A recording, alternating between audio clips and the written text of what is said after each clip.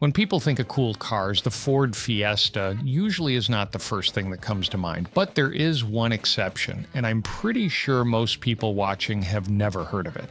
I am talking about the 1978 Ford Fiesta Tuareg, and in this video, we're taking a closer look at it.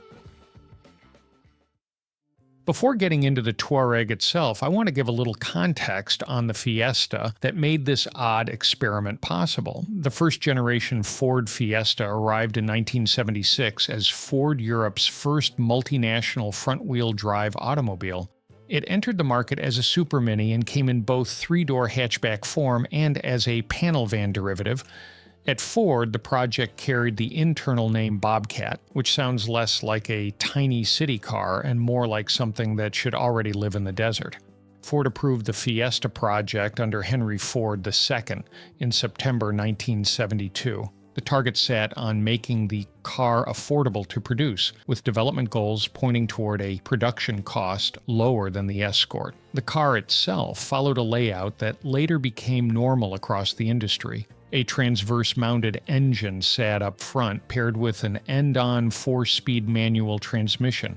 Power came from a new short-block version of Ford's Kent overhead valve engine called the Valencia engine, named after the location of a new factory.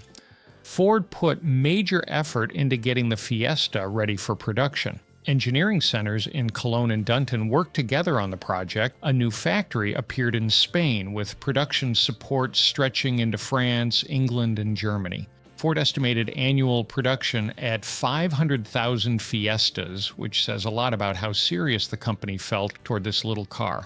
The press had already begun hearing rumors of the Bobcat project by 1973. Ford finally introduced the Fiesta name officially in late 1975, and by 1976 a Fiesta sat on display at the 24 Hours of Le Mans and appeared at a few rally events. Funny enough, Ford almost went with the name Bravo. Henry Ford II rejected that idea and preferred Fiesta instead. Mechanically, the Mark I Fiesta used coil springs rather than torsion bars. McPherson struts up front, a beam axle setup at the rear, front disc brakes, rear drum brakes, and standard 12-inch wheels. Ford even paid attention to serviceability and published replacement times for common parts. So now picture this little front-wheel drive hatchback entering the scene in the mid-1970s.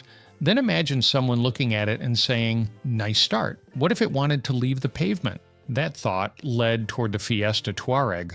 Built in 1978, the Tuareg came together through a joint design exercise between Ford's Ghia operation in Turin, Italy, and the Ford Design Center in Michigan, and the effort happened under Gene Bourdonnais Jr., Vice President of Design in North America. The idea was to create a practical off-road desert Fiesta using the unmodified Fiesta floor pan. In simple terms, Ford and Ghia wanted to keep the basic structure of the Fiesta and make it more useful beyond paved roads.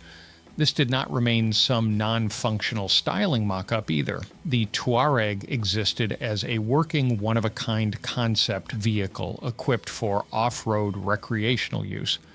The Tuareg used a 1.1-liter overhead valve engine paired with a 4-speed manual transmission, borrowed from the regular Fiesta. No giant V8 surprise hiding under the hood here. The tiny Fiesta still stayed loyal to its roots. One big change involved the body. The Tuareg gained an extended roofline at the rear, giving it the look of a compact 3-door estate car. That extra length increased load-carrying space over the standard Fiesta. In size, the Tuareg measured 147 inches long, 65.4 inches wide, and 59 inches tall. Compared with the regular Fiesta body, it stretched 6.7 inches longer, stood 7.3 inches taller, and grew 3.7 inches wider. Its wheelbase measured 90 inches. Visually, Ford and Ghia gave the Tuareg a tougher appearance through a long list of exterior changes. Louvers on the hood increased ventilation and cooling for the engine. Black tubular steel bumpers added a rugged look.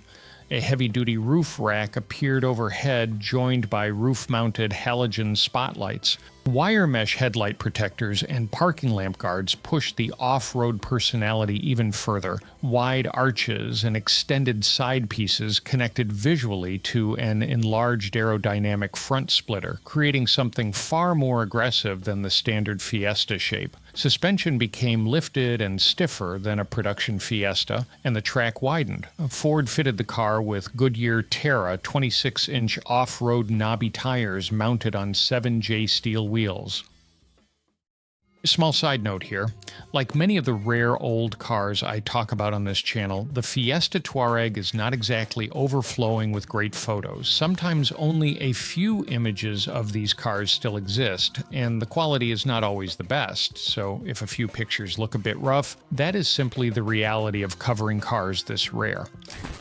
Now, did this mean the Fiesta suddenly turned into some giant expedition machine ready to conquer the planet? No, it still remained a compact Ford Fiesta at heart, yet the visual commitment deserves respect. Ford clearly leaned fully into the idea instead of stopping halfway. The paint treatment helped sell the look.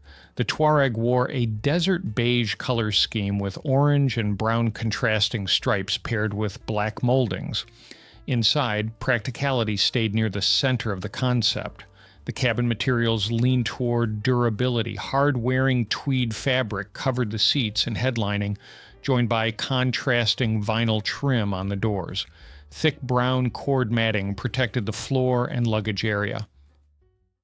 The name itself carried a story. Tuareg came from the nomadic Saharan people, often known as the Blue People, tied to indigo-dyed clothing that could stain the skin. The Tuareg name did not end with this rare Ford Fiesta. Years later, Volkswagen used it on a much larger SUV, and in the motorcycle world, Aprilia did the same with an adventure bike. Ford presented the car at various American shows where it reportedly gained good acclaim. People seemed interested in the idea, yet interest never reached a level strong enough to push Ford into production, and that may be the biggest what-if attached to this little concept. Picture the timing for a second. The Fiesta already stood as Ford's small front-wheel drive hatchback aimed at practicality. Then came a version trying to mix cargo room, recreational use, rugged styling, and all-terrain flavor into one package. You almost start wondering what this thing could have been with a little extra punch under the hood. Throw in a stronger engine or a proper engine swap, and this little Fiesta might have become the coolest hatchback ever made. Sadly, things never went that far, and the Tuareg remained a one-off concept. The information in this video was gathered from the sources shown on screen. As always, you can find the sources in the Google Doc linked in the description. I recommend checking them out for more details. If you enjoyed this video, there are a couple more on screen you might like. One takes a look at the Ford Aurora, still the most viewed video on the channel with more than 600,000 views. The other tells the story of the Seattle IT 21, another rare Ford project from the 1960s. Otherwise, I'll see you in the next one.